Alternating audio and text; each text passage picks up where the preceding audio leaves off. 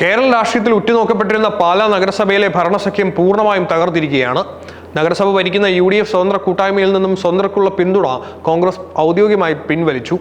നഗരസഭയിൽ സ്വതന്ത്രമായി വിജയിച്ച് UDF പിന്തുണയോടെ ഭരണം നടത്തി വന്നിരുന്ന പുളിക്കക്കണ്ടം കുടുംബത്തിന് നൽകിയിരുന്ന പിന്തുണയാണ് കോൺഗ്രസ് മണ്ഡലം കമ്മിറ്റി പ്രമേയത്തിലൂടെ പിൻവലിച്ചിരിക്കുന്നത്. ഭരണമല്ല, ആത്മാഭിമാനം സംരക്ഷിക്കുക എന്നതാണ് പ്രധാനമെന്ന് വ്യക്തമാക്കിക്കൊണ്ട് കോൺഗ്രസ് ഈ കടുത്ത തീരുമാനത്തിലേക്ക് കടന്നത്. നഗരസഭയുടെ പ്രധാന കേന്ദ്രങ്ങളിലൊന്നായ കൊട്ടാരമറ്റം ബസ് സ്റ്റാൻഡ് വിട്ടു നൽകാൻ ഭരണസമിതി എടുത്ത ഏകപക്ഷീയമായ തീരുമാനമാണ് കോൺഗ്രസിനെ കടുത്ത രീതിയിൽ ചൊടിപ്പിച്ചത്. നഗരസഭയുടെ അധീനതയിലുള്ള കൊട്ടാരമറ്റം ബസ് സ്റ്റാൻഡ് DYFI ജില്ലാ സമ്മേളനത്തിന്റെ നടത്തിപ്പിനായി വിട്ടുകൊടുക്കാൻ നഗരസഭാ നേതൃത്വം തീരുമാനിക്കുകയായിരുന്നു. പ്രതിപക്ഷ സംഘടനയായ DYFIയുടെ പരിപാടിക്ക് ബസ് സ്റ്റാൻഡ് വിട്ടു നൽകിയതോടെ ഭരണമുന്നണിയിലെ കോൺഗ്രസ് അംഗങ്ങളും സ്വതന്ത്രരും തമ്മിലുള്ള ഭിന്നത അതീവ രൂക്ഷമായി മാറി. ഈ തീരുമാനത്തിന് പിന്നിൽ വലിയ രീതിയിലുള്ള രാഷ്ട്രീയ ഒത്തുകളി നടന്നിട്ടുണ്ടെന്നാണ് കോൺഗ്രസ് കൗൺസിലർമാർ പരസ്യമായി ആരോപിക്കുന്നത്. നഗരസഭ ഭരിക്കുന്ന മുന്നണിയിലെ സ്വതന്ത്ര അംഗങ്ങളായ നഗരസഭാ ചെയർമാൻ ഉൾപ്പെടെയുള്ളവർ ഇടതുപക്ഷത്തിന്റെ നീക്കങ്ങൾക്ക് പൂർണ്ണമായി ഒത്താശ ചെയ്തുവെന്നാണ് കോൺഗ്രസ് അംഗങ്ങൾ ഉന്നയിക്കുന്ന പ്രധാന ആക്ഷേപം. UDFിന്റെ പിന്തുണയോടെ അധികാരം നിലനിർത്തിക്കൊണ്ട് ഇടതുപക്ഷ താൽപര്യങ്ങൾക്ക് വഴങ്ങിക്കൊടുക്കുന്ന സമീപനമാണ് സ്വതന്ത്രരുടേതെന്ന് കോൺഗ്രസ് കുറ്റപ്പെടുത്തി. ഈ വിഷയം ഔദ്യോഗികമായി ചർച്ച ചെയ്യാനായി വിളിച്ചു ചേർത്ത നഗരസഭാ കൗൺസിൽ യോഗം കടുത്ത തർക്കങ്ങൾക്കും നാടകീയ രംഗങ്ങൾക്കുമാണ് സാക്ഷ്യം വഹിച്ചത്.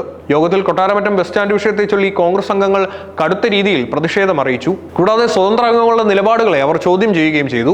തർക്കം മുറുകിയതോടെ സ്വതന്ത്ര അംഗങ്ങളുടെ നിലപാടുകൾ പ്രതിഷേധിച്ച് കോൺഗ്രസ് കൗൺസിലർമാർ കൗൺസിൽ യോഗം പൂർണ്ണമായും ബഹിഷ്കരിച്ച് വെളിയിലേക്ക് ഇറങ്ങിപ്പോവുകയായിരുന്നു.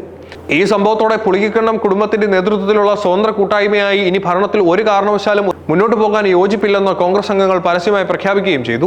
ഇതാണ് ഒടുവിൽ കോൺഗ്രസ് മണ്ഡലം കമ്മിറ്റി അടിയന്തര പ്രമേയം പാസാക്കി പിന്തുണ പിൻവലിക്കുന്നതിലേക്ക് നയിച്ചത്. നഗരസഭാ തെരഞ്ഞെടുപ്പ് ഫലം വന്നപ്പോൾ ഒരൊറ്റ മുന്നണിയിലും കേവല ഭൂരിപക്ഷം ലഭിക്കാതിരുന്ന പശ്ചാത്തലത്തിലാണ് ഈ സഖ്യം രൂപം കൊണ്ടിരുന്നത്.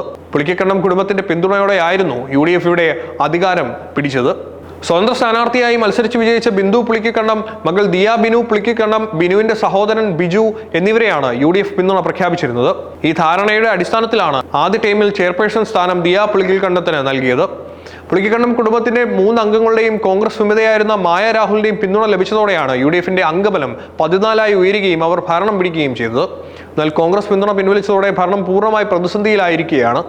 കോൺഗ്രസ് മണ്ഡലം കമ്മിറ്റി ഔദ്യോഗികമായി പ്രമേയം പാസാക്കി പിന്തുണ പിൻവലിച്ചതോടെ പാലാ നഗരസഭയിലെ UDF ഭരണം വലിയൊരു പ്രതിസന്ധി ഘട്ടത്തിലേക്കാണ് കടക്കുന്നത്.